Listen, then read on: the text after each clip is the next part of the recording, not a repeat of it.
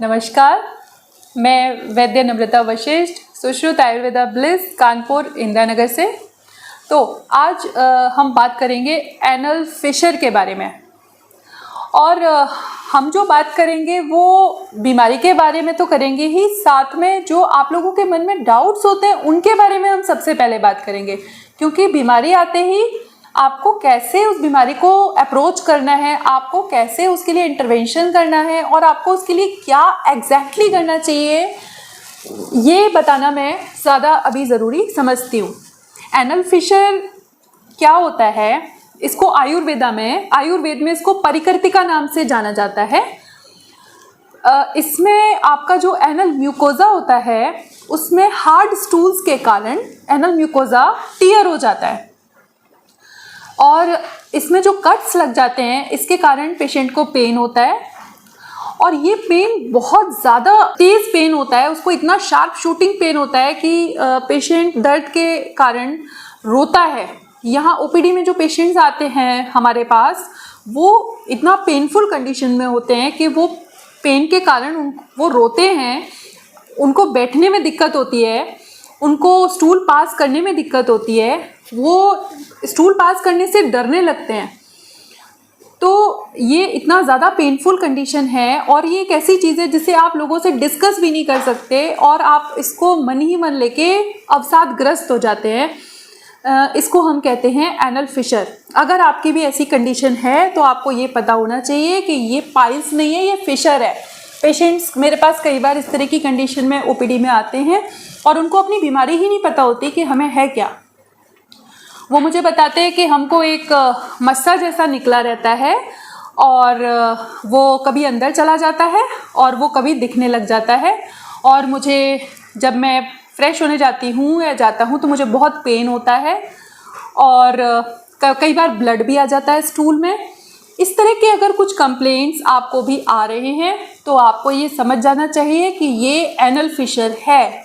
आपका जो anal mucosa है उसमें कट्स लग चुके हैं और आपका जो स्टूल है वो हार्ड है और इसका रीज़न है आपका डाइजेशन खराब होना। इसका ट्रीटमेंट 2 लेवल से चलेगा।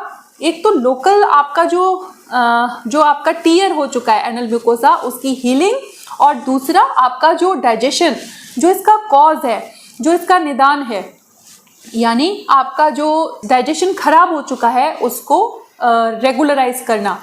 यानी अगर हम इसको आयुर्वेद की भाषा में बोलें तो आपकी जठराग्नि जो कि मंद हो चुकी है उसको सम्यक रूप में फिर से अवस्थित करना उदर में। तो आयुर्वेद में इसके लिए हम कुछ ट्रीटमेंट प्रोटोकॉल्स फॉलो करते हैं जो मैं इन शॉर्ट यहाँ पे डिस्कस करना चाहती हूँ, जिससे कि पेशेंट्स को बहुत जल्दी आराम आता है और पेशेंट्स बहुत खुश होकर यहाँ से जाते हैं जो कि बहुत लंबे टाइम से परेशान हो रहे होते हैं। सबसे पहला पॉइंट इसमें जो होता है वो ये होता है कि स्टूल पास करने से पहले आप एक एनेस्थेटिक जेल को अपने एनस में फिंगर के थ्रू अप्लाई करें और तब आप फ्रेश होने के लिए जाएं।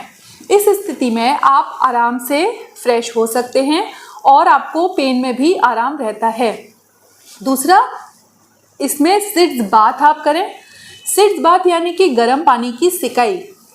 गर्म पानी की सिकाई आपको चंक्रमण क्रिया करते हुए करनी है।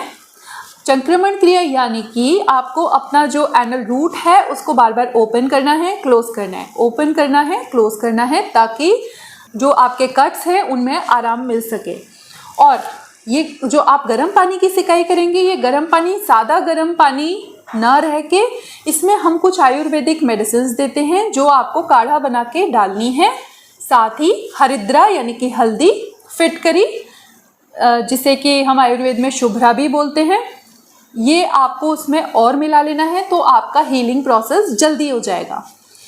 इसके बाद कुछ हीलिंग के लिए हम पेशेंट को मेडिसिन देते हैं जो सिकाई के बाद आपको अपने एनल रूट में फिंगर के हेल्प से या आपके जो आपका जो ट्यूब है उसमें ही अप्लायर्स होते हैं उसके माध्यम से अप्लाई करने हैं, जिससे आपकी हीलिंग फास्ट हो जाएगी।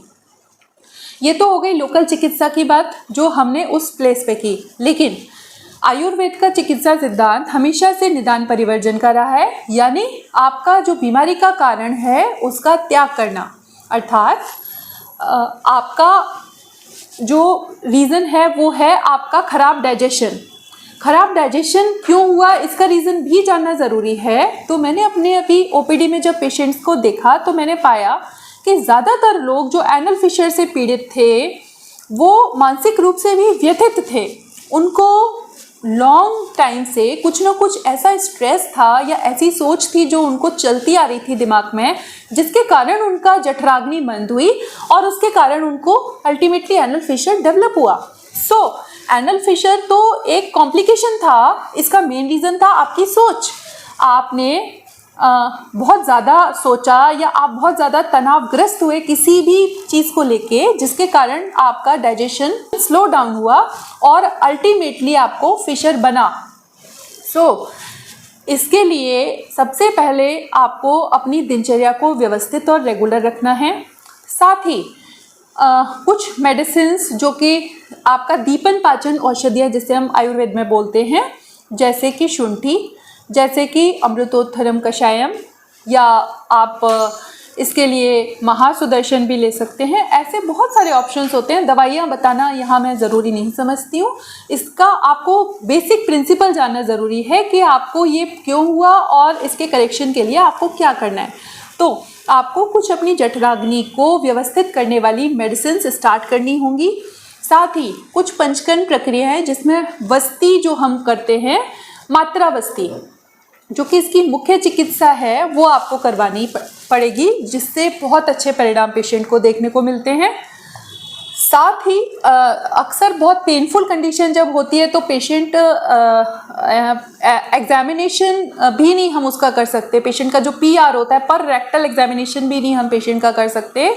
उस कंडीशन में हम केवल पेशेंट को दवाइयाँ खिला के, सिड्स बाथ खिला के पहले नॉर्मल स्थिति में लाते हैं और फिर उसको हम एनल फिशर के लिए ट्रीट करते हैं।